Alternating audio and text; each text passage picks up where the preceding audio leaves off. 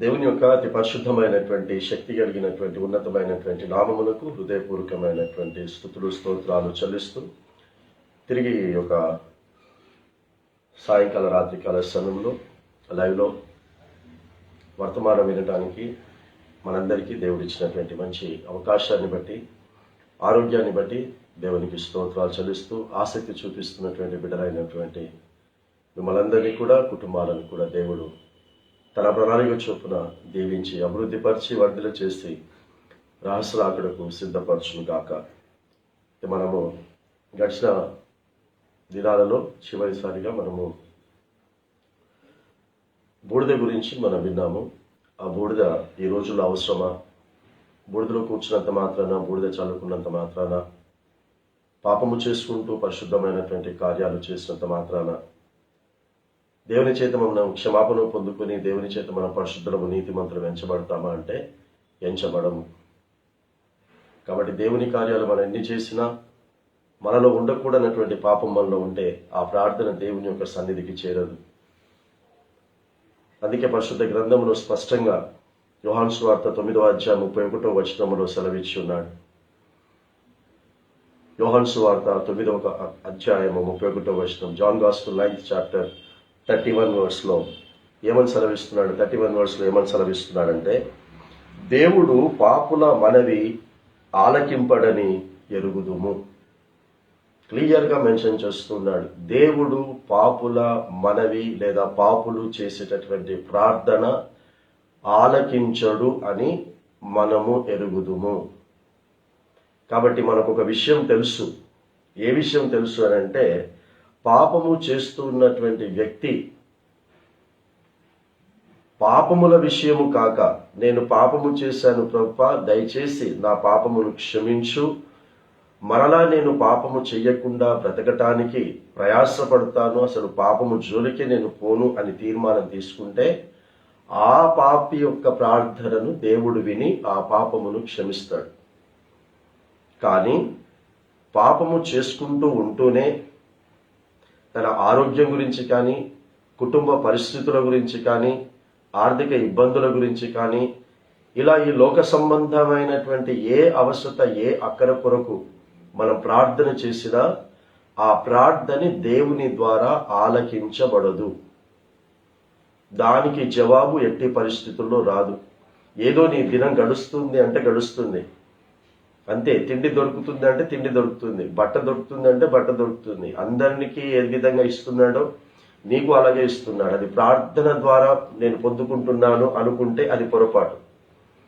కాబట్టి ఇక్కడ స్పష్టంగా తెలియచేస్తూ ఉన్నాడు, దేవుడు పాపుల మనవి ఆలకించడు అని ఎరుగుదుము అని చెప్తూనే, మరి ఎవరి మనవిని ఆలకిస్తాడు అని చెప్తున్నాడు అని అంటే, ఎవడైనను దైవ భక్తుడై ఉండి, ఎవరైనా సరే దేవుని యొక్క భక్తులై ఉండి దేవుని యొక్క చిత్తము చొప్పున జరిగించిన ఎడలా దేవుడు వాని మనవిని, వాని ప్రార్థనను ఆలకించును.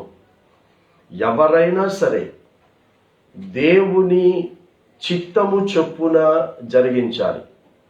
దేవుని చిత్తము, దేవుని ఇష్టము మన పట్ల ఏమై ఉందో తెలుసుకోవాలి అంటే పరిశుద్ధ గ్రంథమును మనము మనసు పెట్టి చదివి దేవుని చిత్తం ఏంటో మనము తెలుసుకోవాలి. కాబట్టి పరిశుద్ధ గ్రంథాన్ని ఈరోజు చదివామా అంటే చదివేశాను కాదు.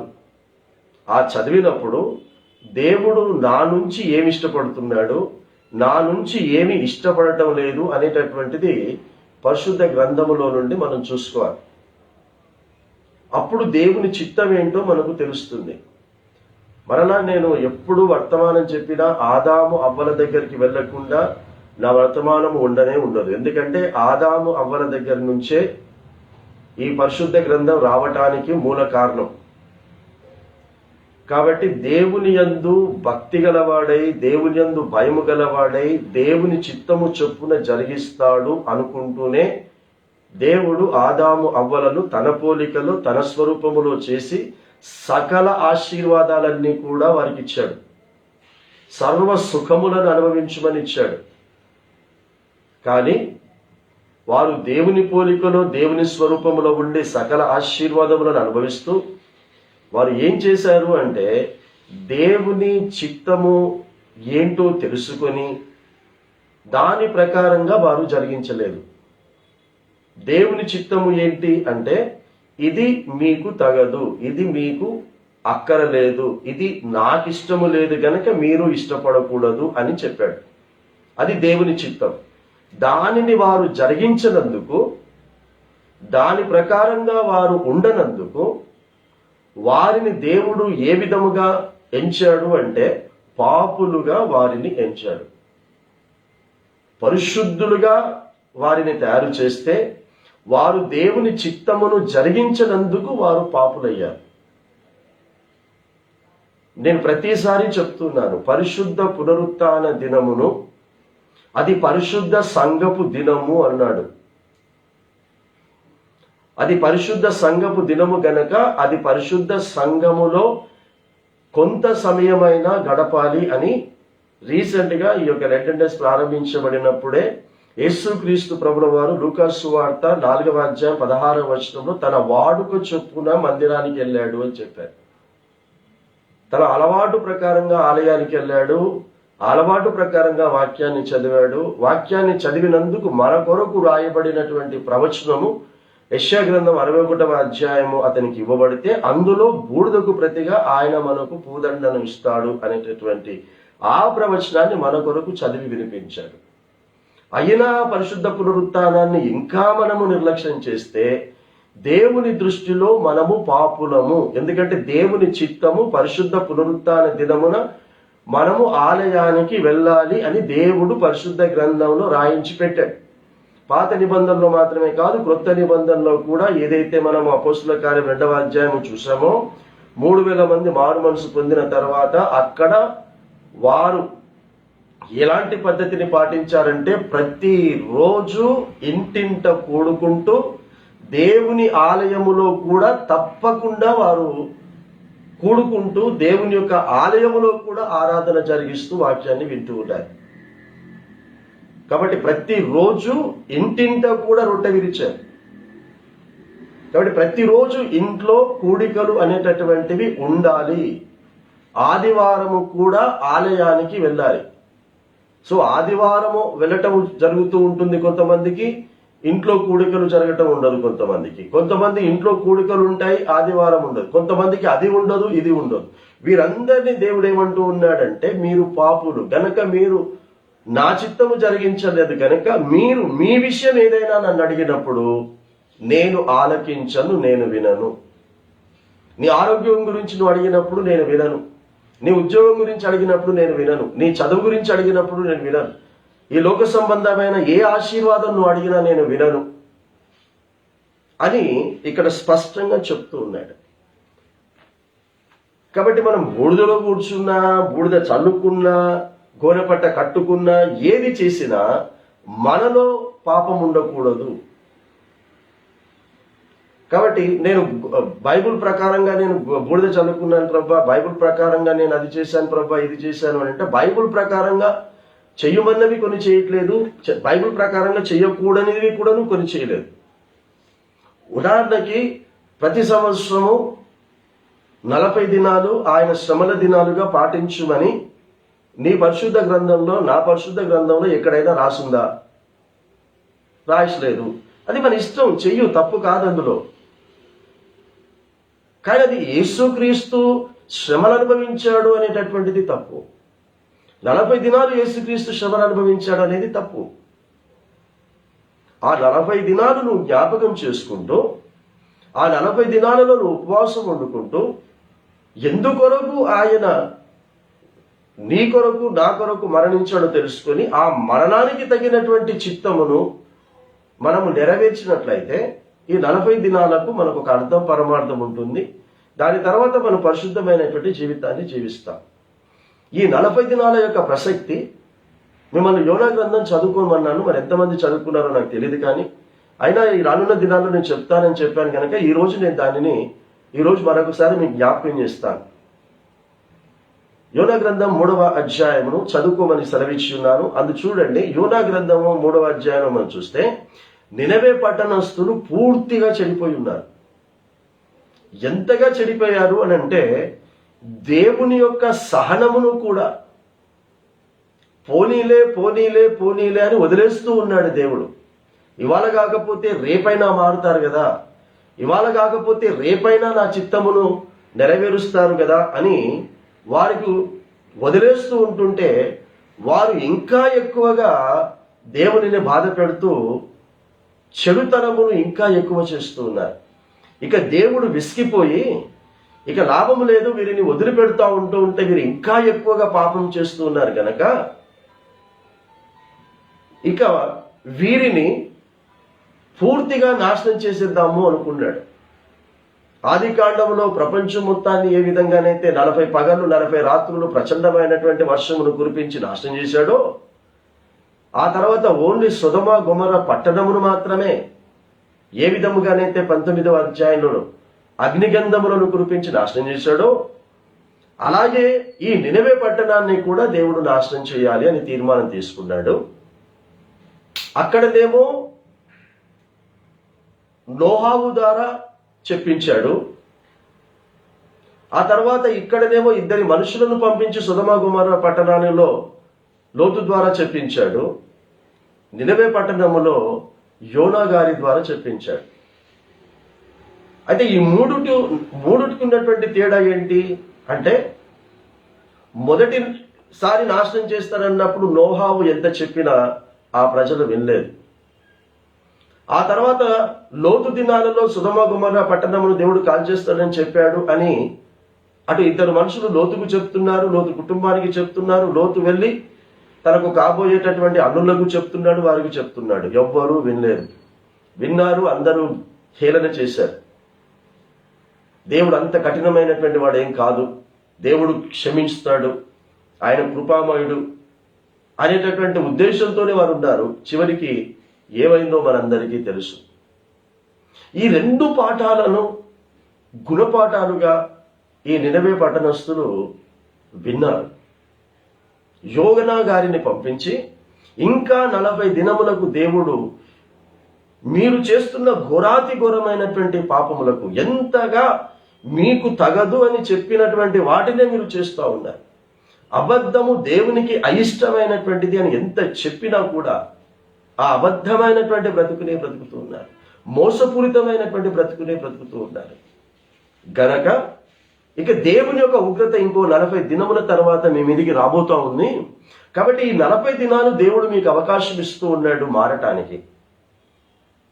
ఇక మీరు మారుతారో మారరో నాకైతే తెలియదు, కానీ యోనా అయితే అంటున్నాడు వారు మారరనే అనుకుంటున్నాడు. వారు మారరు అనే దేవుడు చెప్పన్నాడని సువార్త చెప్తున్నాడు. బలవంతంగా ఇష్టం లేకుండా చెప్తున్నాడు. దేవుడు చెప్పన్నాడు అని చెప్తున్నాడే కానీ తను ఇష్టపడి సువార్త చెప్పట్లేదు నినవే పట్టణస్థులకు. కానీ నినవే పట్టణస్థులు యోనా ఎలా చెప్తున్నాడు, ఇష్టపడి చెప్తున్నాడా ఇష్టపడకుండా చెప్తున్నాడా అనేది చూడలేదు. యోనా చెప్తున్నటువంటి మాటలను వారు నమ్మారు, విశ్వసించారు, జ్ఞాపకం చేసుకున్నారు. నోవాహు దినాల్లో జరిగిన విషయాన్ని, సొదొమ గొమొర్రా పట్టణంలో జరిగిన విషయాన్ని జ్ఞాపకం చేసుకొని అదే ఉగ్రత ఇప్పుడు దేవుడు మన మీదకి కూడా తీసుకొస్తాడని యోనా గారి ద్వారా చెప్తున్నాడు. గనక వారు చేసిన పొరపాటు మనం చెయ్యొద్దు అని వారు తీర్మానం తీసుకొని రాజు దగ్గర నుంచి పేదవాడి దాకా, భవనములో ఉన్నవాడి దగ్గర నుంచి పూరి గుడిసెలో ఉన్నటువంటి వారి దాకా, ధనవంతుల దగ్గర నుంచి నిరుపేదల దాకా, ఘోరాతి ఘోరమైనటువంటి పాపములు చేస్తున్నటువంటి వారి దగ్గర నుండి చిన్న చిన్న పాపాలు చేస్తున్నటువంటి వారి దాకా, అంతేకాకుండా వారి ఇండ్లలో ఉన్నటువంటి పశువులను పెంచుకుంటున్నటువంటి ప్రతి వాటిని కూడా వారు ఉపవాసం ఉండాలని ప్రకటింపచేశారు. ప్రకటింప చేయడమే కాకుండా ధర్మశాస్త్ర ప్రకారంగా వారు గోనెపట్టలు కట్టుకున్నారు, బూడిదలు చల్లుకున్నారు. దాని ద్వారా దేవుడు క్షమిస్తాడని అనుకున్నారు. అందరూ అనుకుంటున్నట్టే వారు అనుకున్నారు. కానీ దేవుడు వారు చేస్తున్నటువంటి ఆ క్రియలను ఎప్పుడు చూశాడు? ఏ క్రియలను? బూడిద అన్న క్రియను ఎప్పుడు చూశాడు? వారు గోనెపట్ట కట్టుకోవడం అనే క్రియను ఎప్పుడు చూశాడు? వారు ఉపవాసం ఉన్న క్రియను ఎప్పుడు చూశాడు అని అంటే, వారు చేస్తున్న పాపమును వారు మానేశారు గనక ఆ క్రియను బట్టి దేవుడు వారిని క్షమించాడు అని చెప్తున్నాడు. ఇప్పుడు మనం చదివిన మూలవాక్యంలో దేవుడు పాపుల మనవి ఆలకింపడు, దేవుని యొక్క చిత్త ప్రకారముగా దైవభక్తి గల వారై ఉండి ఆయన చిత్తమును ఎవరైతే జరిగిస్తారో వారి మనవిని ఆలకిస్తాడు. దేవుని చిత్తము అల్టిమేట్ గా ఏంటి అంటే ఏ పాపము మనలో ఉండకూడదు, అంతే.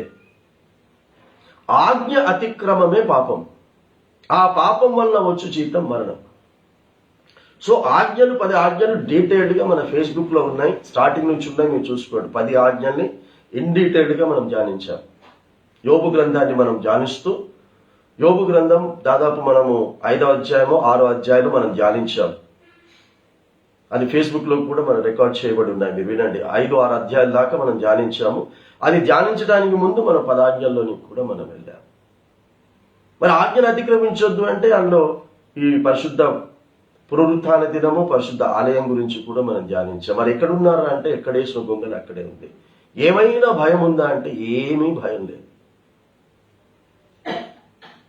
ఇక్కడ మనం చూసినట్లయితే చూడండి, అక్కడ యోనా గ్రంథము 3వ అధ్యాయం, ఇప్పటిదాకా నేను చెప్పిందంతా కూడా అక్కడ ఉందా లేదా మీరు చూసుకోండి.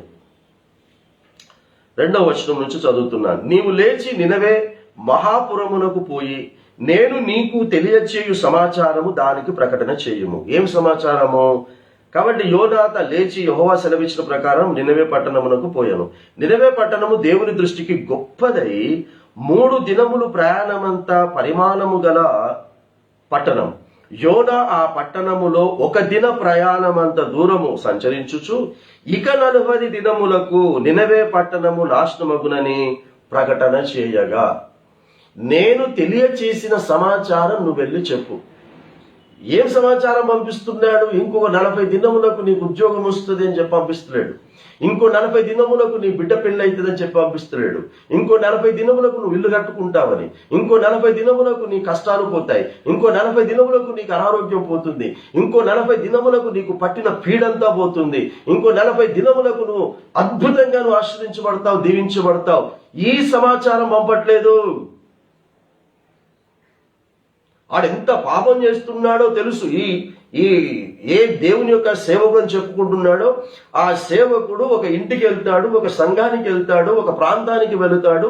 వారు ఎంత పాపం చేస్తున్నారో తెలుసు, వారు ఎంత దేవుని బాధ పెడుతున్నారో తెలుసు, ఎంత దేవునికి వ్యతిరేకంగా జీవిస్తున్నారో తెలుసు.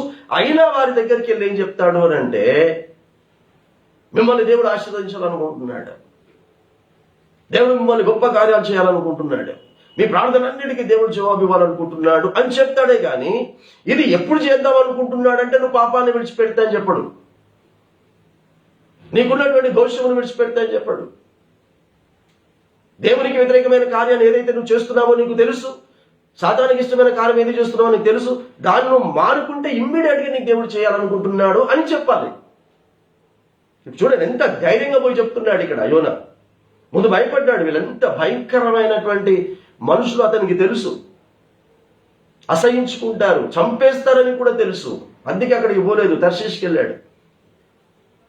ఇంకా 40 దినములకు నినవే పట్టణమును నాశనమగునని ప్రకటన చేయగా, ఈ 40 దినాలలో ఇదే సమాచారం ఈ 40 దినాలు పాటిస్తున్నటువంటి వారికి ఇదే సమాచారం. ఈ సంవత్సరము కూడా ఈ 40 దినములు నువ్వు పరిశుద్ధంగా పాటించి, ఉపవాసాలను ప్రకటించి, నువ్వు చేస్తున్నటువంటి పాపములను మానేసి మరలా 40 దినముల తర్వాత 41వ దినమున మరలా ఇప్పుడు మానేసిందని మరలా చేస్తే దేవుడు నిన్ను, నీ కుటుంబాన్ని నాశనం చేయబోతున్నాడని సమాచారం ఇక్కడ నా ద్వారా నీకు తెలియచేస్తే నువ్వేం చేస్తావు? నినవే పట్టణస్థులు చేసిన విధంగా చేస్తావా? నినవే పట్టణస్థులు తీసుకునే తీర్మానం నువ్వు తీసుకుంటావా? తీసుకోకుండా ఏం చేస్తావు? ఈ అన్న మీద అలుగుతావు, ఈ అన్నను అసహించుకుంటావు, ఈ అన్న మీద లేనిపోని పుకార్లు లేపుతావు. ఇంటింటికి తిరిగి ప్రాంతానికి వెళ్ళే ఓ సందర్భంలో ఒక ఇంటికి వెళ్ళినప్పుడు ఉప్పల ప్రాంతంలో ఒక ఇంటికి వెళ్ళాను. ఓపెన్ గా చెప్తున్నాను, నాకేం భయం లేదు. ఓ ప్రాంతానికి నేను వెళ్ళినప్పుడు ఆ స్కూటర్ అక్కడ పార్క్ చేస్తూ ఉన్నాను. పార్క్ చేస్తున్నప్పుడు నాకు తెలిసినటువంటి ఒక వ్యక్తి అక్కడ షాప్ దగ్గర నిలబడి సిగరెట్ తాగుతా ఉన్నాడు.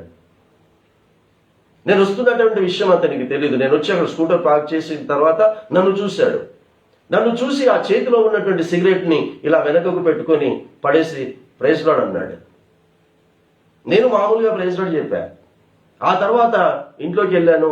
ఇంట్లో వాక్యం చెప్పాను. చాలా మంది వచ్చారు. వాక్యం ధ్యానించుకుంటూ ఉన్నా. ఆ వాక్యం ధ్యానిస్తూ ఉన్నప్పుడు వాక్యంలో నుంచి ఒక విషయం జ్ఞాపకం చేశాను. ఒక మామూలు వ్యక్తినైనటువంటి నన్ను చూసి నువ్వు సిగరెట్ తాగుతుంది తప్పు అని తెలిసి నువ్వు వెనకకు తీసి పారేశావు. ఒక మామూలు వ్యక్తి అయినటువంటి నన్ను చూసి, అది భయపడో గౌరవమో ఏదో నాకు తెలియదు, కానీ నన్ను చూసి నువ్వు పడేశావు సిగరెట్. దాంట్లో ఒక 1% దేవునికి విలువయ్యవా? దేవునికి భయపడవా? దేవునికి గౌరవం ఇవ్వవా? దేవుడైతే నిన్ను ప్రతి క్షణము చూస్తున్నాడే. 139వ కీర్తన 3వ వచనంలో స్పష్టంగా వ్రాయబడిందే, నేను కూర్చుండుట, నేను నిలుచుట, నేను పడుకొనుట ప్రతిదీ కూడా నా దేవునికి తెలిసే ఉన్నది అని అంటాడు. చదవదవరైనా 139వ కీర్తన 2-3 వచనాలు త్వరగా చదవాలి. 139వ కీర్తన 2-3 వచనాలు.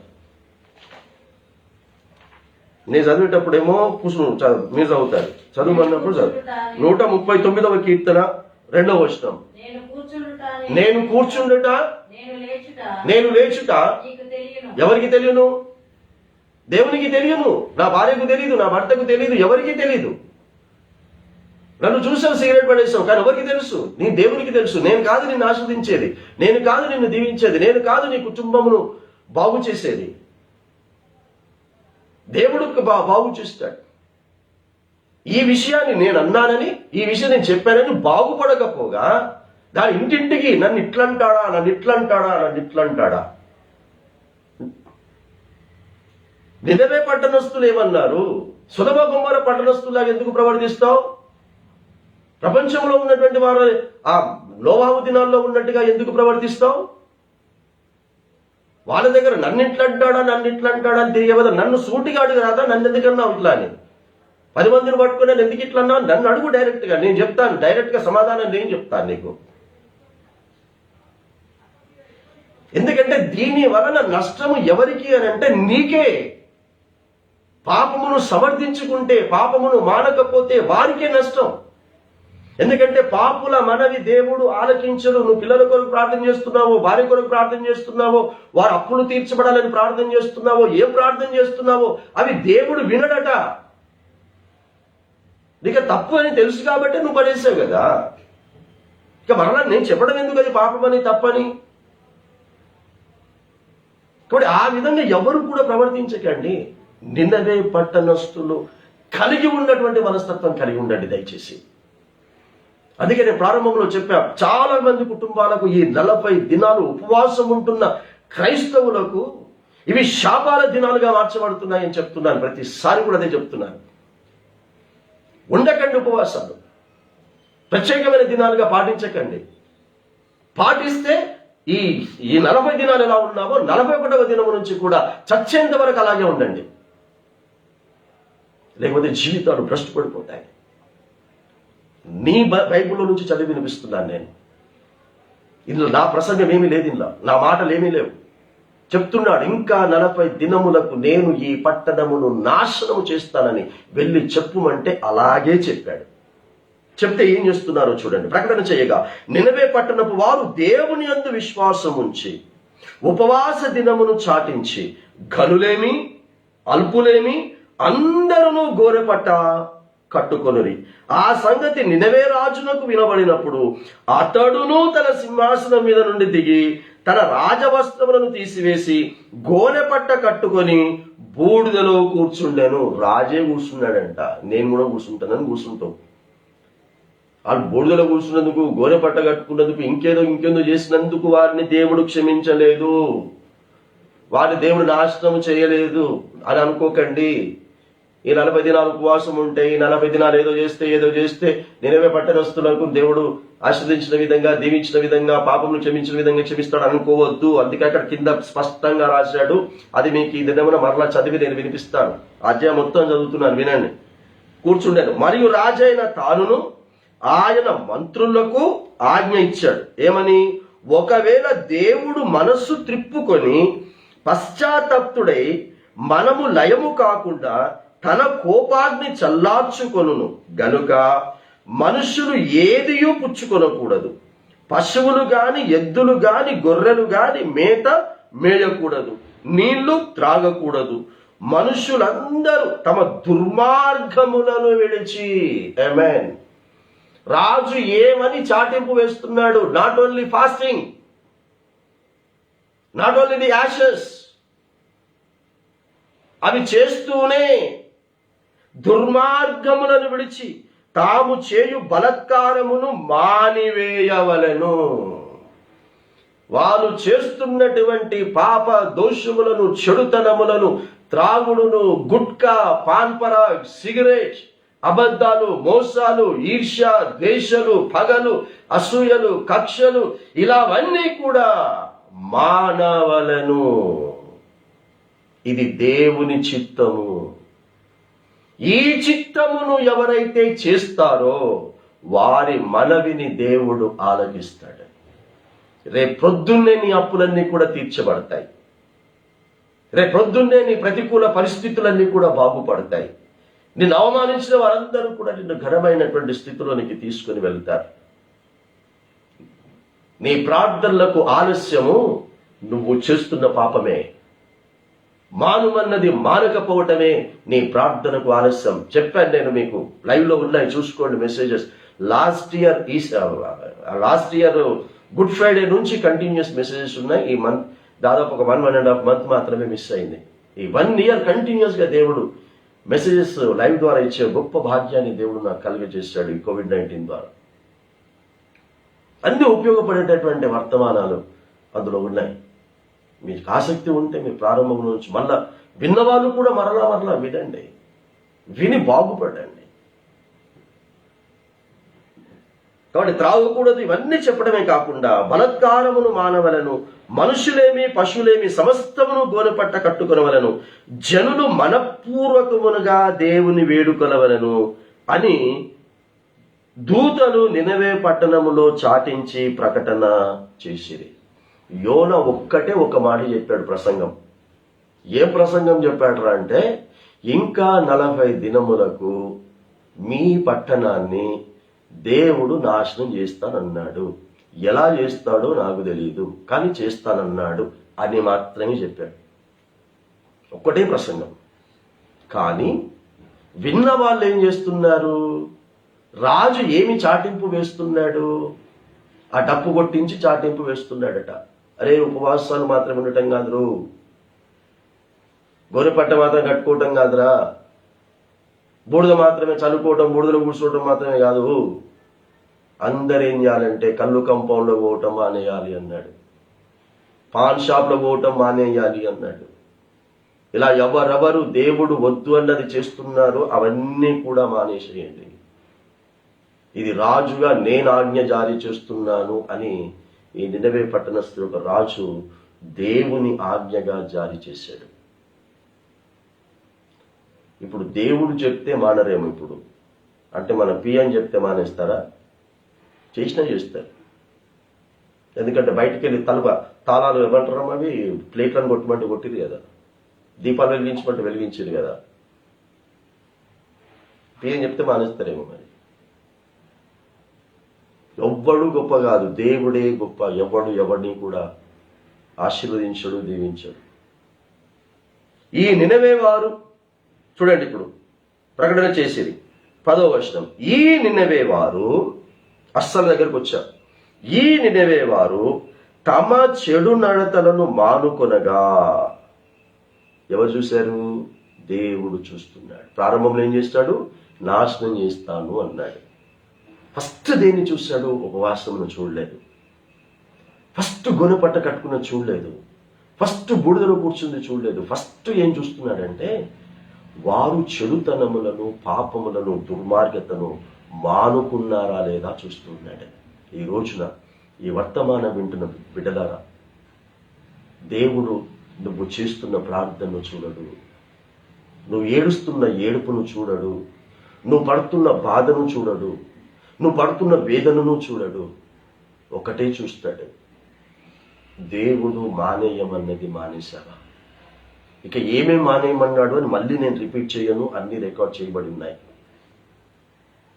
మన లోపల ఉన్నవి ఏం మానేయమన్నాడో చెప్పారు, ఈ బయట ఉన్నవి ఏం మానేయమన్నాడో బైబిల్లో నుండి చూపించారు. కాబట్టి ఫస్ట్ దేవుడు చూస్తాడు, మానేయమన్నది మానేశారా? దేవుడు చెప్పింది చెప్పినట్టుగా బ్రతుకుతున్నామా? అదే చూస్తాడు. ఆఫ్టర్ ఆల్ మనుషులమైన మనమే మనం చెప్పిన మాట ఒకరు వినకపోతే మనకే ఎక్కడ లేని కోపం వస్తుంది. అలాంటిది దేవుడు చెప్పింది వినకపోతే దేవునికి ఎంత కోపం రావాలి? అది వచ్చింది కూడా అని చెప్తున్నాను. ఆదికాండం 6వ అధ్యాయంలో వచ్చింది, ఆదికాండం 19వ అధ్యాయంలో వచ్చింది. మొత్తం కొట్టుకుపోయారండి, వర్షంలో కొట్టుకుపోయింది ప్రపంచం అంతా, అగ్నిగంధకును కాల్చబడిపోయింది. ఎంత చెప్పినా భార్య వినలేదు. వెనకకు తిరిగి చూడకమ్మా, వెనకకు తిరిగి చూడకమ్మా. ఒక్కసారి మనము దేవుని నమ్మి విశ్వసించి ఒక మంచి బాటలో మనం ప్రయాణం చేస్తున్నాం. ఈరోజు ఈ స్థాయిలో మనం ఉండటానికి గల కారణం మనం తీసుకునే నిర్ణయాలే. భయంకరమైన నిజం చెప్తున్నాను, మేము పాపులుగా ఉన్నప్పుడే, పాపం చేస్తున్నప్పుడే ఆదివారం చర్చికు రెగ్యులర్గా వెళ్ళేవాళ్ళం. బండి కూడా ఉండేది కాదు, ఆటోలో వెళ్ళేవాళ్ళం.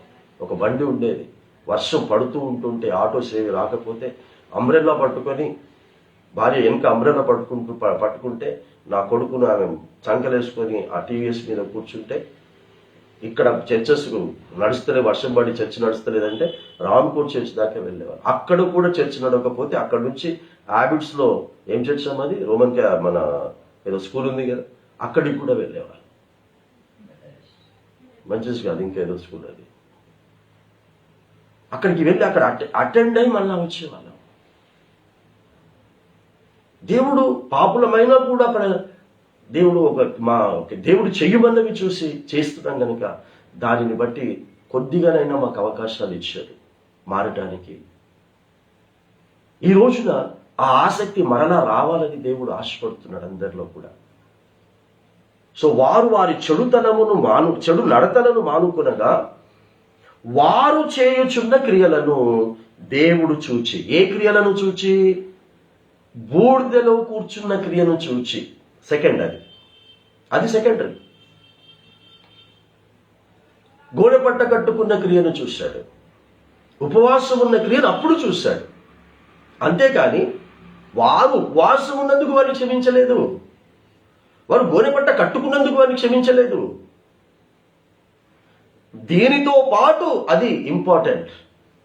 40 రోజులు నువ్వు మానేసావు చూడు, ఆ మానేసింది 41వ దినమున దేవునికి కనబడకూడదు, నీలో కనబడకూడదు.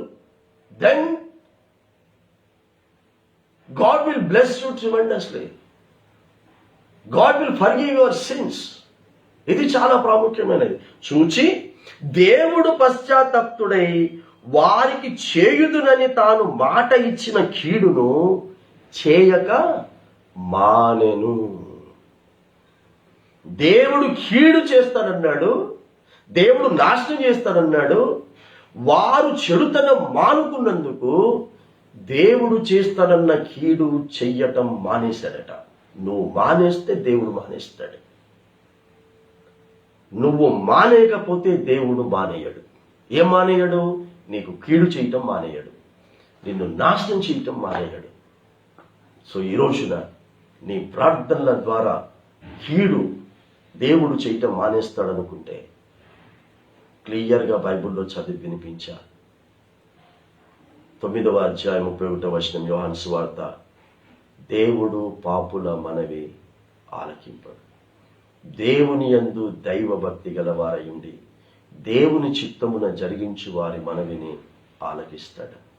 అది మూలవాక్యం తీసుకొని నినవే పట్టణస్తులు అది చేశారు. దైవభక్తి గలవారి అంటే దేవుడు చెయ్యమన్నది చేస్తూనే దేవుని చిత్తం ఏంటంటే మానేయమన్నది మానేసి వారు జరిగించారు గనక, వారు మమ్మల్ని క్షమించు ప్రభువా, మాకు చేస్తానన్న కీడు చెయ్యకు ప్రభువా, మమ్మల్ని నాశనం చేస్తానన్నావు నాశనం చేయకు ప్రభువా అని చేసిన మనవిని ఆలకించాడు. దానికి జవాబుగా వారిని క్షమించి వారిని ఆశీర్వదించి ప్రకటించిన యోనానే వారి మీద ఈర్ష్యపడేటట్టుగా చేశాడమ్మా. సో మన బ్రతుకును చూసి ఇతరులు ఈర్ష్యపడాలి. ఆ ఈర్ష్య పడుతున్నటువంటి వారు సైతము తెలుసుకొని మనలాగా మారాలి. ఆ విధమైనటువంటి జీవితం దేవుడు మనము చేసే దాన ధర్మాల ద్వారా, మనం చేసేటటువంటి ఇహ సంబంధమైనటువంటి మంచి మంచి కార్యాల ద్వారా, మరి విశేషంగా ఈ 40 దినాలు చేసే ఉపవాసాల ద్వారా మాత్రమే కాదు అని నేను మీకు చెప్తున్నాను. మళ్ళీ చెప్తున్నాను, ఉపవాసములు ఉండకూడదు అని నేను చెప్పలేదు. 40 దినాలు పాటించొద్దు అని నేను చెప్పట్లేదు. దేవుడు మనలో ఏది ఉండకూడదన్నాడో అది ఉంచుకోకుండా మీరు 40 దినాలు పవిత్రంగా వాక్య పద్ధతి ప్రకారంగా పాటించమని పరిశుద్ధాత్మను మీ జ్ఞాపకం చేస్తున్నారు. మళ్ళీ మీరు తప్పుడు సమాచారాలు తీసుకొని మళ్ళీ మోసుకొని చెప్పకండి, అన్న మళ్ళీ ఇట్లా చెప్తున్నాడు అని చెప్పకండి. నేను 40 దినములకు వ్యతిరేకిని కాదు, దేనికి వ్యతిరేకిని కాదు. నేను దేనికి వ్యతిరేకిని అంటే దేవుడు పెట్టిన పద్ధతుల ప్రకారంగా పాటించని దానికి వ్యతిరేకిని. ఈ విషయాన్ని మీరు జ్ఞాపకం చేసుకొని మన పద్ధతిలో కాకుండా దేవుడు పెట్టిన పద్ధతి ప్రకారంగా మనం ముందుకు సాగుతాం. మీ అందరికీ తెలుసు, మత్తయి సువార్త 7వ అధ్యాయం 21 మీ అందరికీ తెలుసు. అక్కడ రాయబడినటువంటి మాట, పరలోకములో ఉన్న నా తండ్రి చిత్త ప్రకారము మీరు చెయ్యక ప్రభువా ప్రభువా అని పిలుచుట ఎందుకు అనేటటువంటి మాటను జ్ఞాపకం చేస్తున్నాడు. కాబట్టి వీరందరినీ కాలు చేతులు కట్టేసి చీకటి గదిలో పడేయమని చెప్తూ ఉన్నాడు. కాబట్టి తండ్రి చిత్తమును జరిగించి ఎన్ని పాటలైనా పాడదాం, ఎంత ఆరాధనైనా చేద్దాం, ఎన్ని కానుకలైనా ఇద్దాం, ఎన్ని దైవికమైనటువంటి గొప్ప గొప్ప కార్యాలు చేయడానికైనా మనం సిద్ధపడతాం. మన వినికిలో కొద్ది మాటలు దేవుడు దీవించి ఆస్వాదించును కాక. పరిశుద్ధమైన దేవా మా తండ్రి, నీ ప్రియ బిడ్డలుగా నన్ను మమ్మల్ని నీ ప్రేమ ద్వారా ప్రేమించి నేను ఇంతవరకు నడిపించున్నాం. నీ చిత్తము తండ్రి ప్రభా, మాకు తెలిసి చేస్తున్నటువంటి పాపమును మేము మానేయాలి, అదే నీ చిత్తం. అది మేము మానేసినప్పుడు మా కీడును తండ్రి ప్రభా నువ్వు కొట్టివేస్తావు, మా నాశనమును కొట్టివేస్తావు, మా అవమానాన్ని నిందల్ని సమస్తమును కూడా నువ్వు కొట్టివేసి మా జీవితానికి తండ్రి ప్రభా ఒక అర్థం పరమార్థమును కలిగిస్తావు. దాన్నే బూడిదకు బదులుగా పూదండనిస్తానన్నావు తండ్రి ప్రభా. తండ్రి ప్రభా, మరి బ్యూటీనెస్ ఫర్ ది యాషెస్ అనేటటువంటి ఆ మాటను ఇంగ్లీష్లో పదంలో రాయించి ఆ బ్యూటీనెస్ని తండ్రి ప్రభా, ఇన్నర్ బ్యూటీనెస్ని తండ్రి ప్రభా నినవే పట్టణస్తులకు నీవు అనుగ్రహించి ఉన్నావు. అది మేము జ్ఞాపకం చేసుకున్నా. 6వ అధ్యాయంలో నువ్వు తీసుకునే నిర్ణయం ప్రకారంగా ప్రచండమైనటువంటి వర్షంలో ప్రపంచం కొట్టుకుపోయింది. 19వ అధ్యాయంలో తండ్రి ప్రభా నినవే పట్టణం అగ్నిగంధకముల చేత కొట్టుకుపోయింది. చెప్పినా నిర్లక్ష్యం చేసి తండ్రి ప్రభా, మరి చెప్పిన వారిని తండ్రి ప్రభా అసహించుకొని, చెప్పిన వారిని తన మీద కోపాలు పెంచుకొని, చెప్పిన వారి మీద తండ్రి ప్రభా పురుక్కన్నగా హీనంగా చెప్పిన వారిని చూసినందుకు, చెప్పిన వారికి ఏం కాలేదు కానీ తండ్రి ప్రభా చెప్పి విన్నాక కూడా నిర్లక్ష్యం చేసిన వారికి ఎంత నష్టం కలిగిందో మాకు తెలుసు తండ్రి. ఆ నష్టం నినవే పట్టణస్తులు గురి తిరిగి అది మాకు రాకూడదని తండ్రి ప్రభా వారు దేవుడు మీరు మానుకోమన్నవన్నీ కూడా మానుకున్నందుకు వారి పరిస్థితులన్నిటినీ కూడా బాగుపరిచి తండ్రి ప్రభా కొన్ని వేల సంవత్సరాలు అయిపోయినా కూడా తండ్రి ప్రభా వారు పొందినటువంటి క్షమాపణ మాకు మాదిరిగా తండ్రి ప్రభా రాయించి పెట్టినందుకు, అలాగే మా తరతరాలకు తండ్రి ప్రభా మేము కూడా ఈ విధమైనటువంటి క్షమాపణని పొందుకొని ఈ విధమైనటువంటి తండ్రి ప్రభా కీడు నీ ద్వారా కొట్టివేసుకొని, నాశనాన్ని కొట్టివేసుకొని ఆశీర్వాదములకు వారసులుగా ఉన్నామని మా తండ్రి మా తర్వాత తరం వారు తండ్రి ప్రభా మా గురించి చెప్పుకునేటటువంటి విధముగా బ్రతికే భాగ్యమును అందరికీ కలిగచేయండి. ఆసక్తితో వీక్షించిన బిడ్డలకు, తర్వాత వీక్షించిన ఉన్నటువంటి బిడ్డలందరికీ కూడా నీ కాపుదల, నీ భద్రతా క్షేమమును అనుగ్రహించి మిమ్మల్ని మీరు మహిమ తెచ్చుకొని రాత్రికాల సమయంలో చక్కటి నిద్రను, విశ్రాంతులను, దర్శనాలతో పాటు నీ రహస్య అక్కడ సిద్ధపాటును దయచేయమని యేసుక్రీస్తు నామములో తండ్రి వేడుకొంచున్నాము స్వామి. ఆమేన్. తండ్రి యొక్క కుమారుని యొక్క పరిశుద్ధాత్మక ప్రేమ, కృప, అన్యోన్య సహవాసము, సమాధానము, సకల దీవెన ఆశీర్వాదములు మనకును, కుటుంబస్తులకును, ఇష్ట పిల్లలకును, లైవ్లో వీక్షించిన బిడ్డలకును, భూమి మీద నివసిస్తున్న సకల విశ్వాసులకును, సత్యరాజ్య సువార్త ప్రకటిస్తున్న ప్రతి అభిషిక్తునికి, అభిషిక్తురానికి ఇప్పుడు ఎల్లప్పుడు సదాకాలము తోడైన ఉండును కాక. ఆమేన్. ప్రైజ్ చూడండి. అందరికీ వందనాలు. God bless you all.